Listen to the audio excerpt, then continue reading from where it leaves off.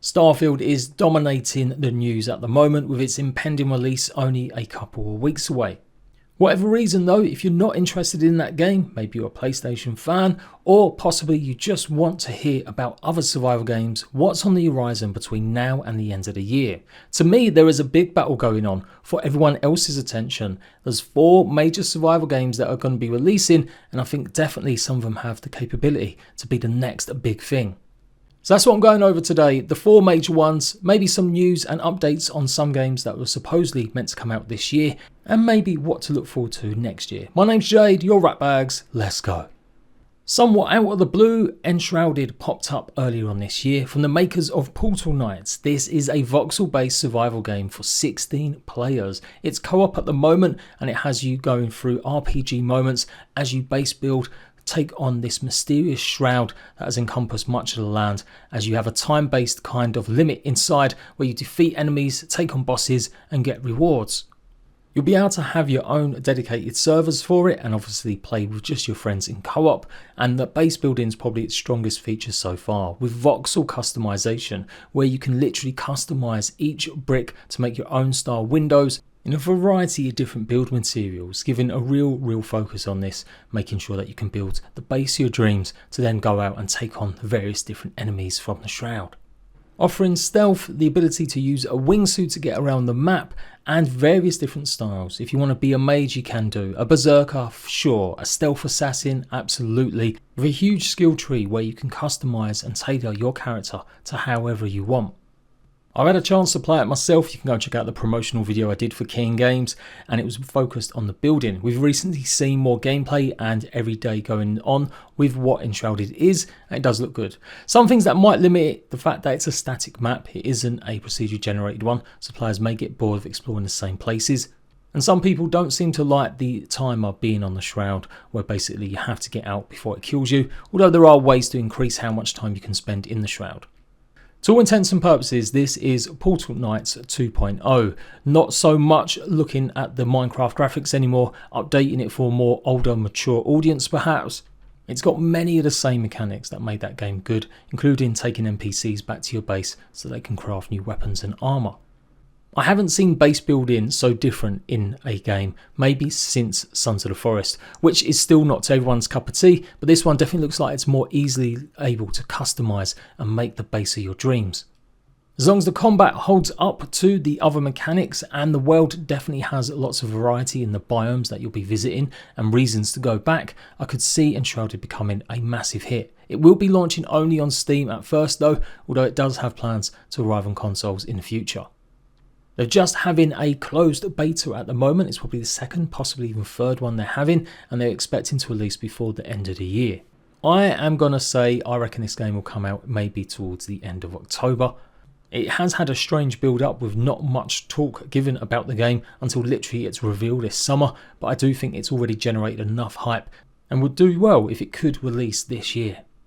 Nightingale is also another game I've kept my eye on and had the chance to play in some feedback sessions with the devs. It is a fantastic game judging by the trailers, and I've been very excited for this. It's absolutely been on my top wish listed game for a long time now.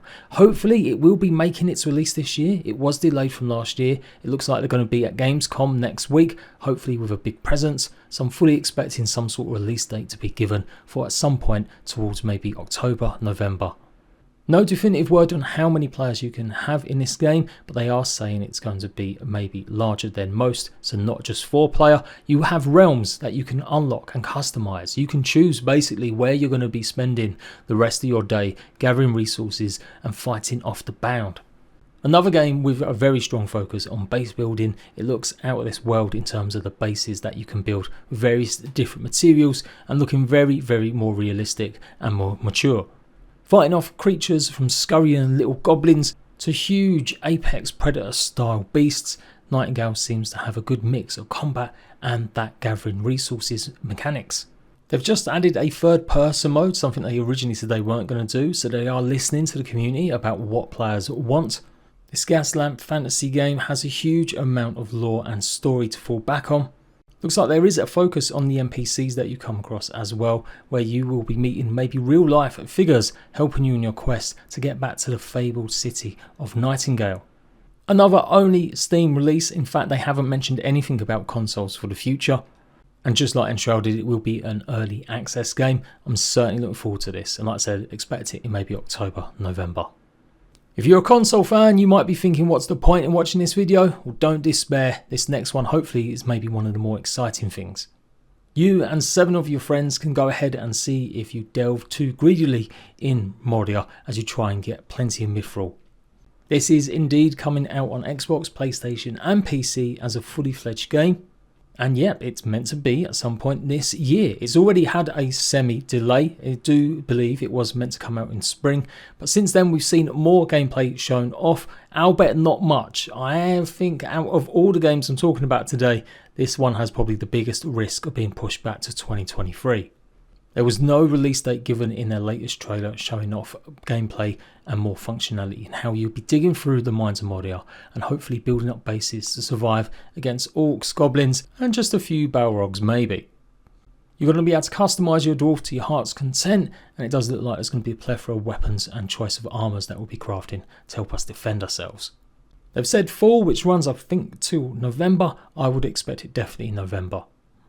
It's going to have somewhat procedurally generated landscapes like tile sets that look like they'll change every time depending on what area you're exploring, hopefully adding to more replayability of the world, perhaps with a more deeper focus on crafting as you might expect, and then mining. That's what you're going to be able to set up, big expansive mining areas as you dig through the terrain, gathering all the resources you need. Can it live up to the Tolkien and Lord of the Rings name? Well, since Golan was such an abject failure, I think real Lord of the Rings fans will just be happy that this maybe plays and functions. I quite like the art style, I like the idea of tossing dwarves, so I'm definitely down for this. Maybe a slight negative for PC players, it's only going to be available on Epic Games Store for a while, not on Steam, I'm guessing for a good year. But at least console players finally get a brand new survival game, as it's been really light for console fans for such a long time now. Now, I have got plenty of other games to talk about, and you may be surprised really to see Ark here, but honestly it will absolutely be dominating the survival world once more with its remaster that's scheduled to come out in October. As always with Wildcard and their publisher Snail Games, a huge amount of controversy has followed this. It was meant to be a free upgrade, now it's a paid one. It turns out Snail Games are pretty much losing money and don't have maybe enough to survive after needing a loan from their server provider Nightingale. The remaster is only going to be launching with its base game map, the islands, and it's going to be early access title. But there are some positives. It's going to have mods and crossplay support for the first time between consoles and PC, and that's the real draw for me. And absolutely don't underestimate how popular Ark still is. It's still played by 40 to 50,000 players on Steam concurrently every day, one of the most popular Xbox Game Pass games, and still does banger numbers on PlayStation. The remaster will get you access to the following DLCs and maps that will be also revamped with new graphics, we're guessing, new size models and perhaps new abilities for some of the dinosaurs. And they're also going to be releasing 2 brand new DLC in 2024, as well as a revamped survival of the fittest game mode and more. Ark has always got a special place with me as it helped create me as a YouTuber and definitely gave me my first taste of big success. So much so, I've gone and set up a new channel dedicated straight to Ark Ascended news, gameplay and guides, and of course Ark 2 eventually next year. There's going to be drama, there's going to be bugs, broken gameplay and more, and I'm down for it. So I originally was going to include the day before as one of the big 4 games, but let's face it, does anyone really believe this game's going to actually make it to release? So many delays, so many controversies and court cases, they couldn't do the basics and make sure their name wasn't copyrighted. Removed from Steam, and despite the developers' consternation that the game will release at some point in November, I can't really see it happening, but it is going to be a PvP focused game, obviously blending together Division with DayZ in a much more modern graphical engine. If it does release and it hasn't got any more drama attached to it, I think it could be massive. It is still one of the most wishlisted games, or it was before it was yoinked, and I do think that players are crying out for a more survival focused kind of Division open world style game. It's going to have hub areas where you'll be able to basically coordinate with other players, meet up, upgrade and buy new weapons and gear. With player housing and economy being a focus, this survival MMO hopefully might be something massive, as long as it can just avoid all the drama and actually release properly without some overly hyped, stupid marketing. But I'm not expecting it to release. I'm fully expecting it to say there's going to be another delay and we might not see until at some point next year, if ever. So there we go. That's the big 4, alright, / maybe 5 games that I expect to be dominating if they do release later on this year. Is there something I've missed out in terms of what will really make a massive impact? Do let me know. Let's take a look at those games that are continuing with updates and what to expect from them. Valheim's Hilda's Request update is about to launch. Likelihood is next week at some point, and this would mean that Ashlands I wouldn't expect to see until next year. Valheim has fallen into this cadence of maybe one major update a year with some smaller side ones either side. New update adds Hilda. She's a special lady who's got plenty of clothes to hopefully sell you, as long as you can maybe do some missions for her and take on some new mini bosses. There's going to be 3 new mini bosses added to the game that you'll be able to find and hopefully maybe be strong enough to take on. You'll be able to customise your Viking for the first time using the brand new barbershop. And it's got a slew of quality of life extras, being able to build much quicker and easier, rotating and stacking items, just a lot of stuff the community have been asking for a while. But yeah, I do believe this would mean that the Ashlands update, which no one has ever given a date for, but people are kind of expecting to be maybe towards the end of this year, won't certainly be here until next year now. Valheim's still played by thousands and thousands of people, and with its Xbox launch now being a bit more stable as well in terms of saves and worlds not being deleted, I do think this is going to grow from strength to strength, especially once this update hits. Still no news when you might expect it on PlayStation, but maybe after the first year of exclusivity with Xbox, and perhaps once Valheim's out of early access, that would be the time. But I'm not expecting Valheim to do that until 2025. But I'll be there absolutely with the breakdowns as soon as the Hilda's Request update drops for everyone. You can still go and try it right now. It's in the public test branch where it's been for nearly 2 months. Grounded might have been slipping on your radar since it's only on Xbox and PC, but it's absolutely one of the biggest survival games going, with 15 million players having been confirmed, I'll bet a lot of them via Game Pass. It's coming up to its 1-year anniversary and we're expecting a big update, maybe not exactly the same time, but the devs have promised something unexpected and experimental and have actually taken a bit longer for this update, where they usually release something every 3 months. By the looks of it, once this update arrives, it'll be a good 5, maybe 6 months since the last major one. So I'm expecting this to dominate, and I would expect a release at some point in October, maybe November. It's still got a fairly decent player base on Steam, but its Xbox is where it's out, obviously with that Game Pass, and millions of players will be excited about what possibly could be added. Absolutely one of my favourite games over the last few years, hence why I set up a second channel pretty much devoted to it. So go and check out JPG Crafted, and I'll be here with the lowdown as always for more to do with Grounded. Sons of the Forest has so far been the biggest survival game to launch this year. 2 million players within 24 hours of it going live earlier on. It's had a slew of updates since, improving and adding more story, more enemies and more ways to chop trees down. The devs originally said it would be in early access 8 months, possibly longer, and it is coming up to that point now. So could we see a 1.0 release of Sons of the Forest before Christmas? It honestly could be possible. The updates they've been doing in the last couple months definitely look like more to do with polish. They've been adding some new creatures and adding new bits and bobs, but a lot of it is what I would expect to see with the last kind of months of a game about to release.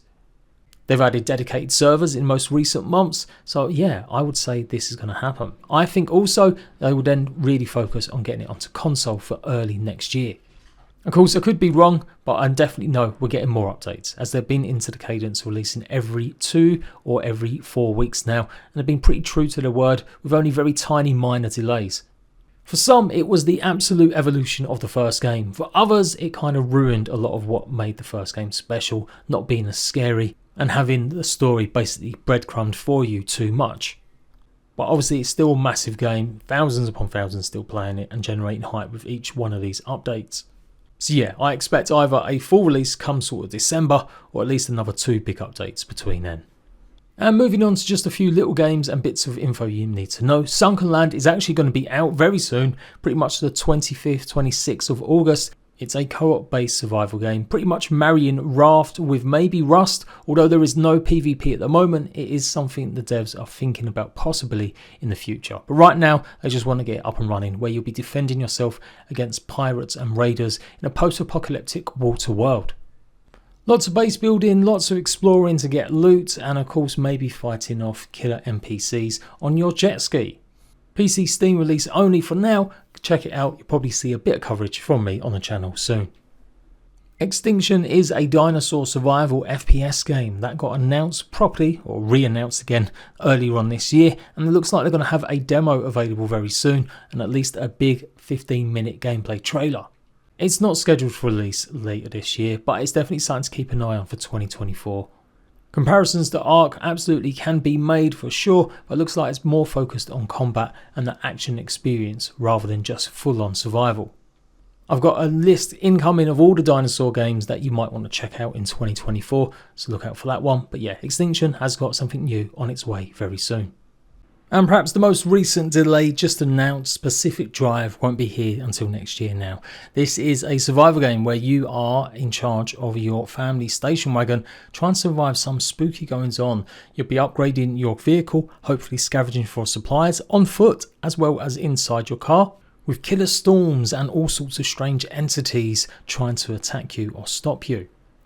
Bit strange really, they'd been hyping this up in the last few months or so, so I was fully expecting a release at some point in maybe November, December, but it looks like they have prioritised not crunching and giving themselves just a bit extra time to make sure it comes out in the best possible way next year. It's also a new game for PlayStation, looking to be an exclusive by looks of things, as well as obviously Steam and PC.